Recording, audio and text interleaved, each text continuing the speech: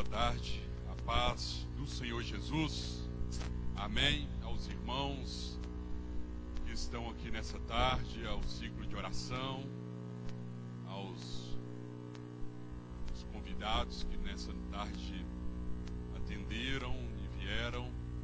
Deus continua abençoando a todos também os ouvintes da AD Lagoinha, que Deus continua abençoando a vida e a família de cada um de vocês, porque assim é a vontade do nosso Deus, que a bênção do Senhor chegue a cada um de nossas vidas, de nossa família, e que nós possamos viver para a glória do Senhor.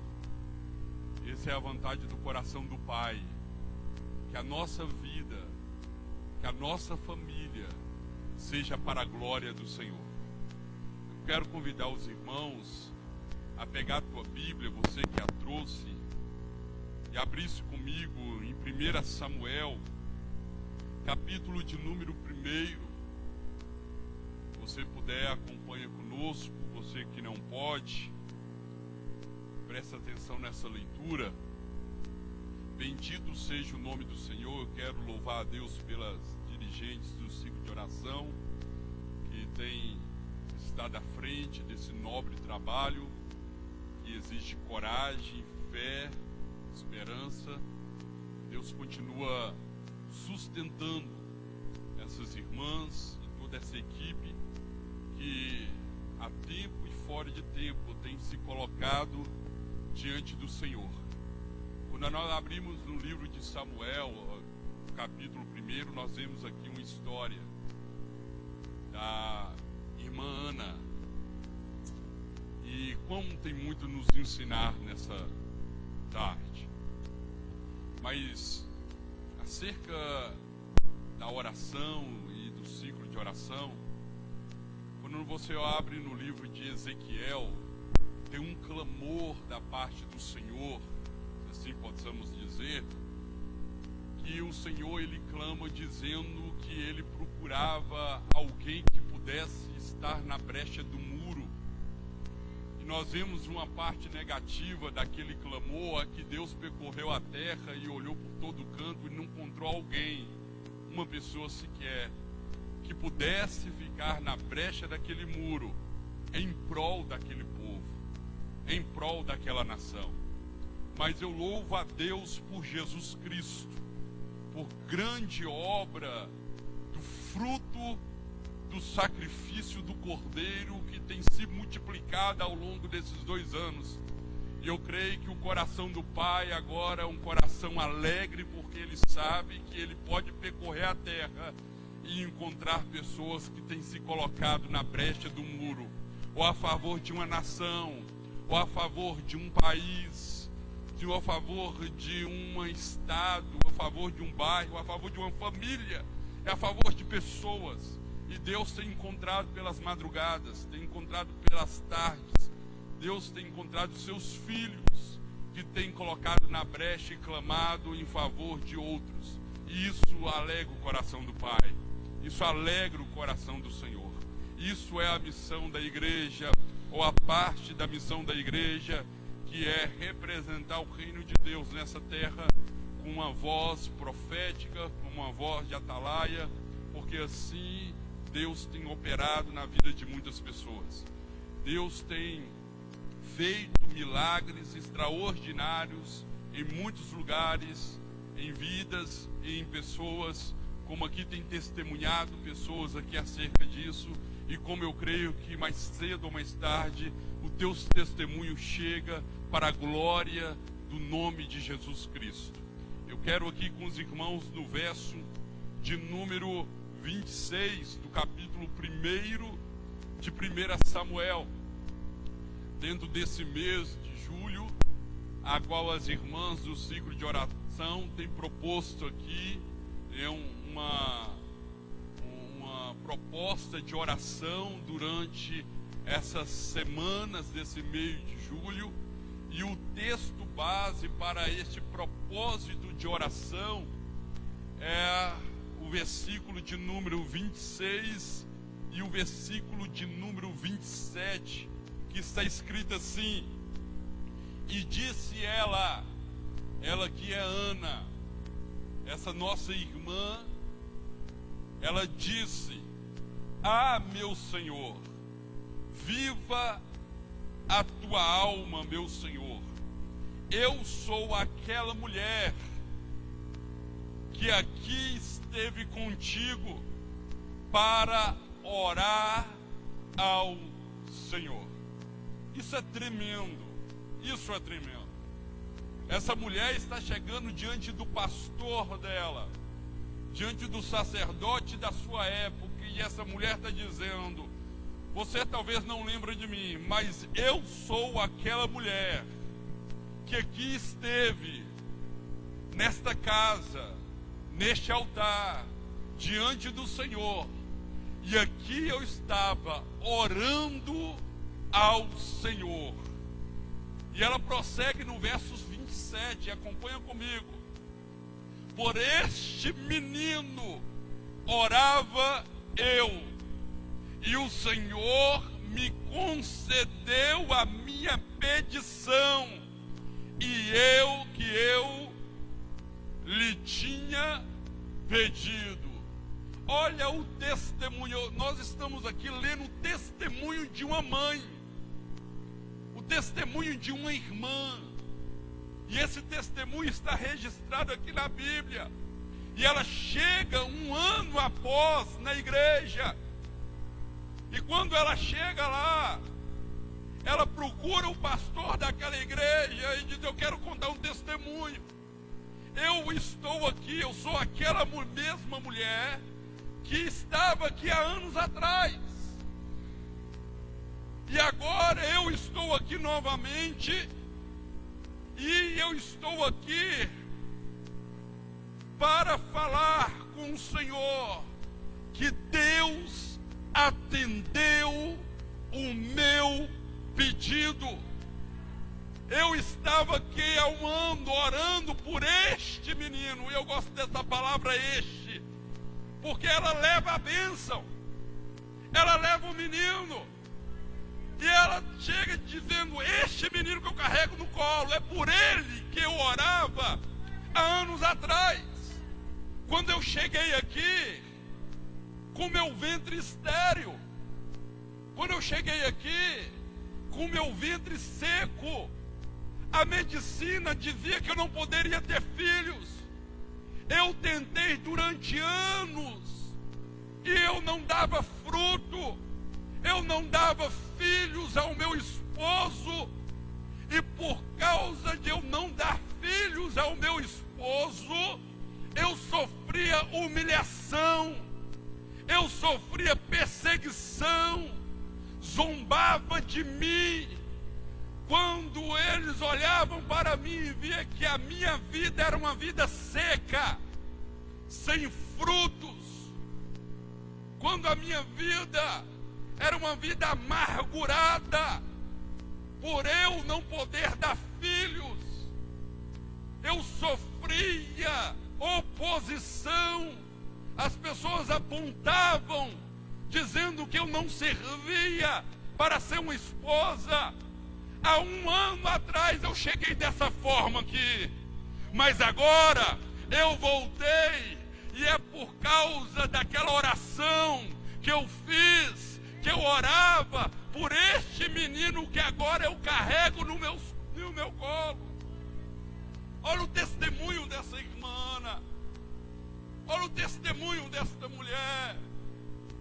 E o testemunho dessa mulher nos encoraja, porque muitos de nós, em algum momento da nossa vida, em alguma área da nossa vida, temos convivido com a esterilidade, convivido com a sequidão. Ana era uma mulher que não dava fruto. Ana é uma mulher que não dava fruto. E quantas coisas na nossa vida, em várias áreas da nossa vida, que nós passamos anos e anos e não colhemos fruto. E por não colher fruto, passamos a sofrer com passamos a sofrer por essa situação.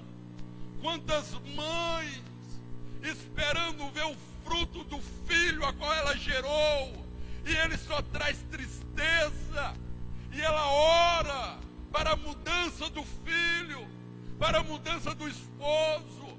Casamentos que não dão mais frutos se tornaram estéril, aonde não tem mais amor, aonde não tem mais confiança, não tem mais respeito.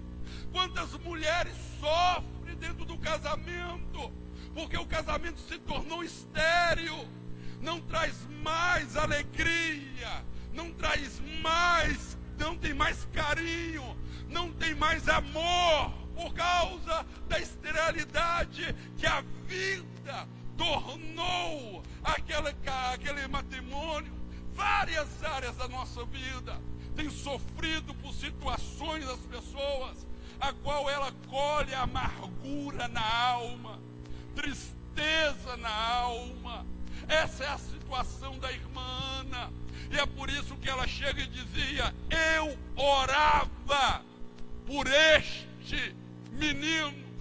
E aqui ela vai nos mostrar que a oração com propósito, ela tem resultado. Eu não sei em qual área da tua vida, eu não sei qual é o teu menino. Entenda uma coisa, ela não orou com o menino, ela orou pelo menino. O que é isso? Ela orou ainda com ventre estéril, ela orou ainda com ventre seco, ela orou ainda com um ventre sem dar fruto. Mas entenda uma coisa, ela tinha um objetivo. A história vai nos falar que ela chega diante do altar e ela se derrama a sua alma. O coração dela está voltado para aquilo que ela desejava. As forças que lhe restavam estavam envolvidas naquilo que ela desejava.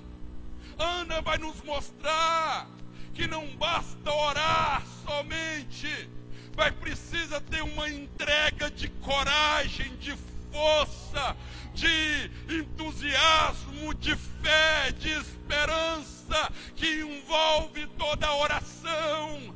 Ela orava com a alma, ela orava com o coração, ela orava independente da circunstância, ela orava independente da situação, ela perseverava em oração, ela se derramava em oração em prol de um objetivo, e o objetivo dela era um filho. Ela sabia que estava estéril, ela sabia que não poderia dar fruto, mas todavia ela conhecia o Deus a qual ela estava orando. Todavia ela sabia que para Deus nada era impossível. A mulher que se coloca em oração é uma mulher que não poderia dar fruto, mas na mente dela e nas palavras dela, ela tinha certeza daquilo que o Deus que criou todas as coisas poderia fazer. E é por isso que ela dizia: eu orava por este menino, eu queria um menino, eu desejava um menino, eu sonhava com um menino, e é por ele que eu orava. Ele não estava no meu ventre, mas eu orava por ele. Ele não estava dentro de mim, mas eu orava por ele. Entenda uma coisa, ela sabia que dentro dela o menino não estava, mas na oração estava. Ela sabia que dentro do ventre dela não tinha uma semente de uma criança, mas nas palavras dela estava. Entenda uma coisa, talvez você não está vendo o teu menino, mas reproduza ele em tua oração. Talvez Talvez você não está vendo o resultado na tua casa, no teu casamento, nas tuas finanças. As portas estão fechadas, as doenças estão consumindo o teu corpo, mas transforma aquilo que você não vê em palavras de fé, em palavras de cura, em palavras proféticas. Antes de gerar o filho no ventre, ela gerou nas palavras. Antes de gerar o filho no ventre, ela gerou nas lágrimas. Antes de gerar o filho no ventre, ela gerou na fé. Por este menino eu orava. Por este menino eu orava. Eu não tinha, eu não via, mas eu orava por ele. Eu orava por ele.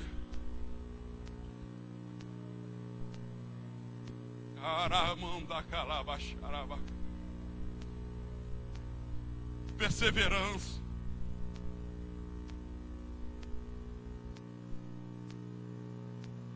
Ninguém acreditava. Nem Eucana, o marido dela, acreditava.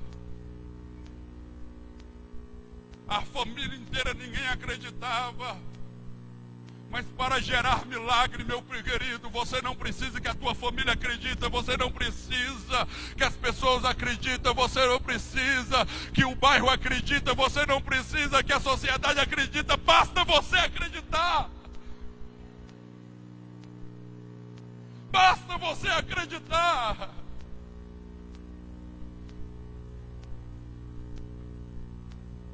Ela orava com um propósito. Tem um texto no Novo Testamento, no capítulo de número 15, a mulher cananeia, ela fica sabendo que Jesus Cristo, ela fica sabendo que Jesus Cristo está na região.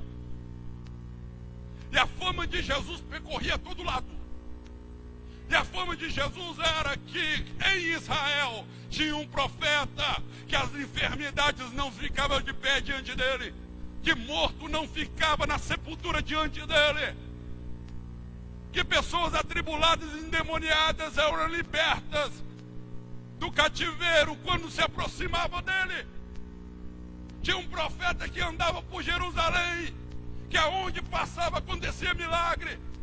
E quando Jesus está na região daquela mulher, ela fica sabendo, ela larga tudo e vai diante dele.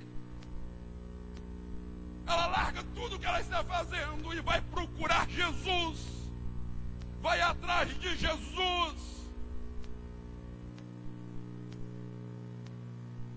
Porque ela entendia que a única pessoa que poderia resolver o problema dela era Jesus. E ela vai atrás dele, e quando chega diante dele, ela começa a clamar. E ela começa a clamar por um filho. Ou melhor, ela tinha uma filha. E a Bíblia nos fala que ela chega diante de Jesus e diz: Senhor, tem misericórdia de... Porque na minha casa eu deixei uma filha terrivelmente endemoniada. Você sabe o que é isso? A dor dessa mãe, a aflição do coração desta mãe, vendo espíritos malignos apoderando do corpo da filhinha dela, que tanto ela amamentou, cuidou, zelou. E agora espíritos malignos entraram para acabar com a casa dela, para acabar com a família dela, para acabar com a vida da filha dela, porque o inimigo não tem outro objetivo a não ser acabar com as nossas estruturas familiares.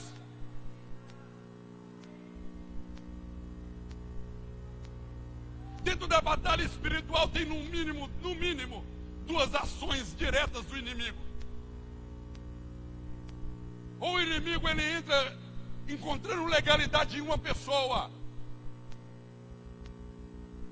e ele escraviza essa pessoa e habita nessa pessoa. Isso chama-se possessão maligna.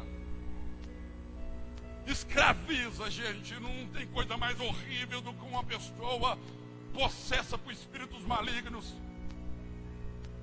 Coisas horríveis que a pessoa se comporta.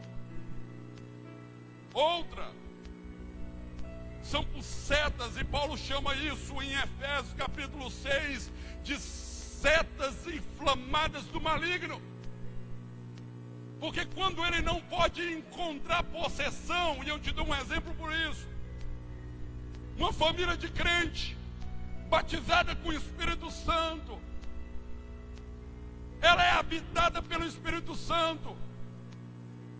Então o inimigo não pode habitar naquele corpo porque tem dono. Mas o inimigo não desiste. A Bíblia fala que ele fica ao derredor. Então se ele não pode habitar, pastor Flávio, naquela pessoa, porque ela é templo do Espírito Santo, ela manda setas inflamadas. E é por isso que você vê muita casa de crentes. É por isso que você vê casamentos de cristãos se desfazendo. É por isso que você vê brigas entre pai e filhos dentro de casa. Porque não pode habitar, pastor Irineu, mas ele entra com setas, trazendo divisão, discórdia, brigas dentro daquela casa. E aquela casa passa a estar vivendo uma batalha espiritual sem precedentes, que o objetivo é destruir aquela família, trazer sofrimento àquela casa, trazer divisão àquele lar. É isso que o inimigo quer. Essa mãe está sofrendo um ataque horrível do inimigo, e ela está vendo a filha dela, e ela chega diante de Jesus e fala: Senhor, tem misericórdia de mim, porque é a minha filha. Entenda uma coisa, eu acho que a oração certa dela seria: Senhor, tem misericórdia da minha filha. Mas por que ela fala: tem misericórdia de mim?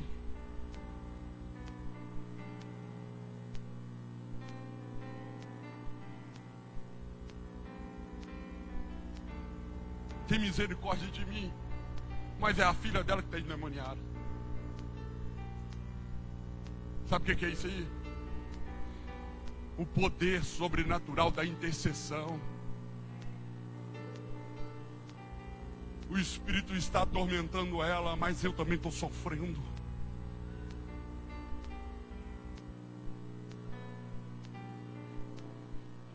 É o que Ana falou: por essa criança que eu orei. Aquela mulher está se colocando no lugar. Ela está dizendo: Senhor, eu não estou aguentando mais tanto sofrimento na minha casa. Eu não estou aguentando mais tanta luta no meu lar. Eu não estou aguentando mais tanta oposição. Eu não estou aguentando mais tanta infelicidade. E é por isso que eu estou aqui clamando ao Senhor, porque eu sei que aquilo que o homem não pode fazer, tu pode. Aquilo que a medicina não pode fazer, tu pode. Aquilo que o governo não pode fazer, tu pode. E eu sei que o Senhor pode. Por isso que eu estou aqui clamando: tem misericórdia de mim, tem misericórdia da minha casa, tem misericórdia da minha filha, tem misericórdia dos meus familiares. Ela foi com um objetivo, ela foi com um propósito. Aí, o final dessa história é tremendo. Sabe por quê? Porque diante de todos os impasses e embates que ela vai ali passar, e o processo que ela vai passar, o versículo do número 28 termina assim dizendo: então Jesus lhe respondeu: ó mulher, grande é a tua fé, seja feito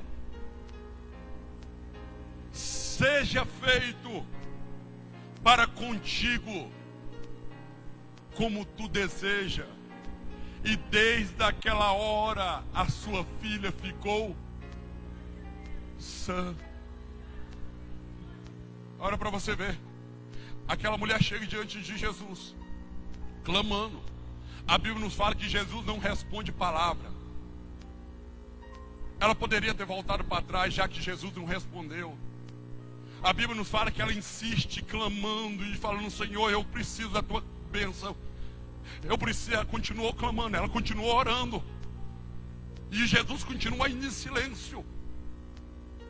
E muitos poderiam dizer: já que Jesus não está respondendo, eu vou embora. Mas quem deseja a bênção e sabe que aquele a qual pode abençoar, para ele não tem impossível, e para ele, e ele é amoroso, misericordioso e compassivo, ele insiste. E ela insistiu. E aí está um segredo para alcançar o milagre: perseverar, mesmo que você não escute nada, mesmo que você não veja nada, mesmo que alguém não fale nada com você. Persevere, persevere, persevere. Ei, se você for pedir o patrão e ele te negar, eu te aconselho, volte para casa. Se você for pedir o vizinho e ele te negar, eu te aconselho, volte para casa. Se você for pedir o gerente e ele te negar, volte para casa. Se você for pedir o prefeito, o vereador, o deputado e ele não te ouvir, não te negar, volte para casa. Se você pedir algum irmão e ele não te dá, volte para casa. Mas eu te digo uma coisa: se tu vem pedir Jesus Cristo, continua. Ah, mas eu não estou ouvindo nada, continua. Mas eu não estou ouvindo nada, continua. Ah, mas eu não estou vendo nada, continua. Porque aquele que tu pede não é homem para que minta, nem filho do homem para que se arrependa. Agindo ele, quem impedirá? Aleluia. Ela insiste.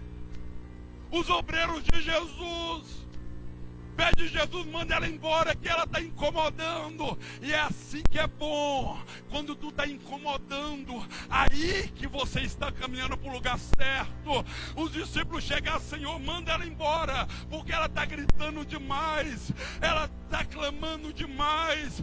Entenda uma coisa: esse é um dos sinais. Quando houver oposição, continua, porque o milagre está perto.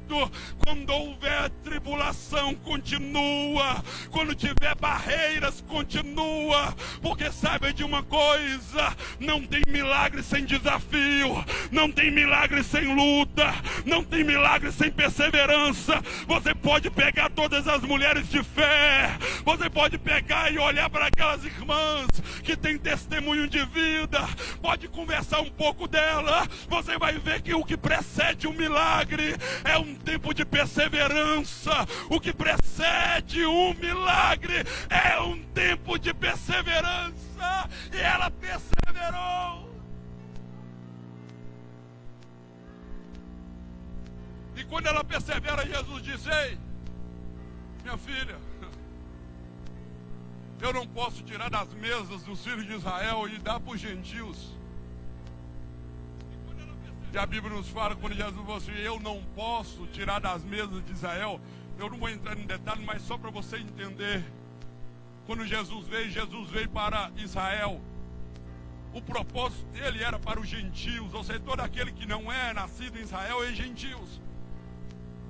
Ele precisava ser rejeitado primeiro pelos judeus, para depois a bênção vir para os gentios. Jesus está dizendo: não é que eu não vou fazer, pastor Flávio, é que agora não é o tempo, espera um pouquinho. Eu vou abençoar a tua casa, eu vou abençoar a tua vida, mas espera só um pouquinho, você fica lá no final da fila, que a bênção vai chegar, mas ainda não é o tempo. É isso que Jesus estava dizendo. Mas vem cá, aquela mulher tinha uma necessidade, aquela mulher tinha algo que estava doendo a alma dela, aquela mulher tinha algo que fazia com que ela chorasse toda noite. Aquela mulher precisava de uma bênção com urgência. Ela não poderia esperar 2019. Ela não poderia esperar 2020. Ela não poderia esperar dezembro chegar. Ela não poderia esperar outubro chegar, porque aquilo estava doendo nela. Aquilo estava fazendo ela sofrer. Aí ela vai diante de Jesus, e a Bíblia nos fala que ela corre até Jesus e se lança no chão e começa a adorar. E a Bíblia fala, ela adorou e disse, socorre-me, Senhor. Entenda uma coisa, primeiro ela pede misericórdia. Quando ela clama, ela pede misericórdia. Mas quando ela adora, ela pede socorro. Sabe o que ela está dizendo? Senhor, me socorre, porque não tem ninguém que pode trazer aquilo que eu preciso, a não ser o Senhor. Entenda uma coisa, quando ela fala socorre-me, ela está dizendo, só o Senhor tem solução para a minha situação, só o Senhor tem mudança para a minha vida, só o Senhor tem a libertação que eu preciso, só o Senhor. E ela adora. Pastor Irineu que gosta, a palavra adorar significa elogiar. Gente, Jesus fica em silêncio. Os discípulos se opõem contra ela. Quando Jesus vai responder de que não pode, aí aquela mulher tinha todo o motivo do mundo para ir embora. Mas o que ela fala? Ela adora. Isso é tremendo. Porque ela não espera a bênção chegar para adorar. Porque aí é fácil, né, irmã Aparecida? A bênção chega, pastor José, bendito seja o nome do Senhor. Deus é fiel, Deus é maravilhoso, mas é fácil, a bênção está na tua casa. Mas entenda uma coisa, a filha dela continuava endemoniada. A casa dela continuava oprimida, a vida dela continuava sendo atormentada, mas mesmo que a bênção não chegou, mesmo que o milagre não chegou, mesmo que a circunstância não chegou, essa mulher vai nos ensinar que o caminho da bênção precisa de adoração, precisa de prostrar, precisa se render, precisa quebrantar, precisa chorar. A cura não chegou, mas ela está dizendo, tu és maravilhoso. A bênção não chegou, mas ela está dizendo, tu és fiel. Ah, meu querido, aleluia. Jesus olha para ela e diz, minha filha, eu não posso tirar da mesa dos filhos de Israel e dar os cachorrinhos. Espera a tua vez. Aí ela arrebenta com o coração de Jesus. Que ela diz para o Senhor, Senhor, tudo bem. Eu sei que o tempo é para os judeus. Eu não quero sentar na mesa. Mas eu sei que as migalhas que caem da mesa. Sabe o que ela está dizendo? Senhor, eu não quero uma mansão. Eu não quero um carro do ano.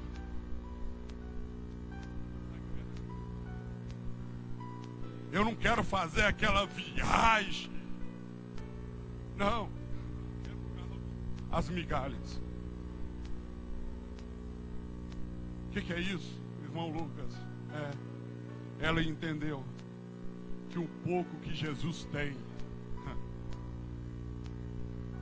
o pouco que Jesus tem, não precisa de muito. Ela está dizendo, Senhor, eu só quero ser feliz. Só quero criar minha família com dignidade. Eu só quero ver a minha filha se levantando, estudando, indo para a faculdade. Eu só quero trabalhar num emprego digno. Eu só quero ter um casamento de que meu esposo me respeita, meu esposo me ama e que eu possa dedicar a minha vida a ele. Eu não quero muito, eu quero só ter paz dentro da minha casa. Ela entendeu, não precisa sentar na mesa, mas o pouco que o Senhor tem é suficiente para curar, para libertar, para salvar, para mudar a história da minha vida. Ei, meu querido, ela está dizendo: Senhor, eu contento com o que o Senhor tem para fazer na minha vida. Eu contento, sabe por quê? Porque eu sei que a vontade do Senhor é boa, é perfeita, é agradável. Ei, meu querido, a vontade de Deus é boa. Vale a pena chegar diante dele, vale a pena buscar Jesus, vale a pena orar a ele, vale a pena perseverar, vale a pena, porque a vontade dele é boa, a vontade dele é perfeita, a vontade dele é agradável. Olha para você ver. Jesus olha para aquela mulher e diz: mulher, grande é a tua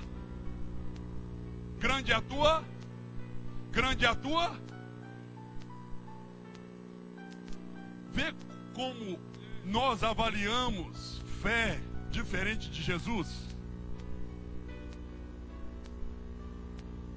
Porque quando avaliamos a nós mesmos, nós achamos que nós não temos fé, ou ela é pequena demais. Eu não estou falando que isso é errado e você deve fazer isso.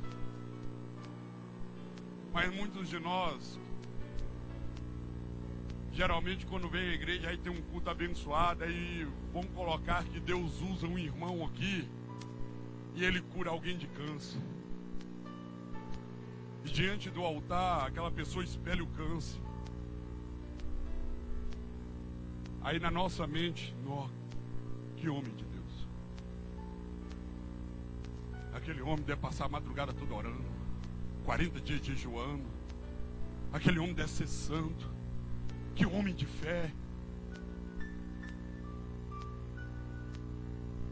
Geralmente nós confiamos mais na oração de um pastor quando ele põe a mão sobre você, do que quando você acorda de manhã e faz uma oração na tua casa. Porque na nossa mente a oração do homem de Deus, ela tem mais fé, porque ele tem mais fé.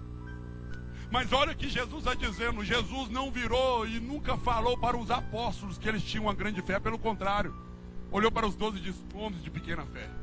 Mas ele olha para essa mulher e diz: a tua fé é grande. Sabe por quê?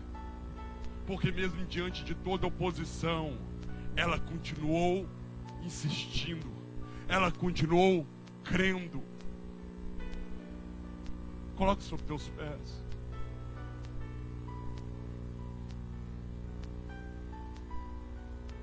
Grande é a tua fé. Grande é a tua fé. E por causa da tua fé, seja feito aquilo que tu